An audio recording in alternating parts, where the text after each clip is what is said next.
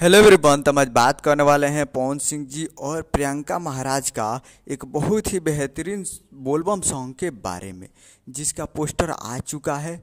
और इस गाने को लिखे हैं विजय चौहान जी और इसमें म्यूजिक दिए हैं विकी बॉक्स जी और इसे गाए हैं पवन सिंह जी, जो कि आपको स्क्रीन के ऊपर दिखाई दे रहा है। जिस सॉन्ग का टाइटल रखा गया ए भोले बाबा, जिसका टाइटल है ए भोले बाबा। और वीडियो में है पवन सिंह जी और प्रियंका महाराज जी, फिट में है प्रियंका महाराज जी।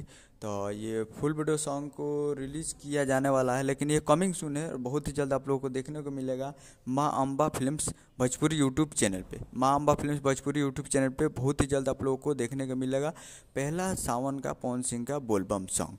तो तैयार रहिएगा, कमिंग सून है, बहुत ही जल्द आप लोगों को ये सॉन्ग देखने को मिलेगा। उम्मीद कर रहा हूँ कि वीडियो अच्छा लगा तो चैनल को सब्सक्राइब बेल आइकन पर, ताकि ऐसे खेसारी लाल यादव जी और पवन सिंह जी का लेटेस्ट न्यूज़ लाते रहे। और वीडियो अच्छा लगा तो वीडियो को लाइक कीजिए और चैनल को सब्सक्राइब कीजिए। मिलते हैं अगले वीडियो में, तब तक के लिए जय हिंद, जय भोजपुरी।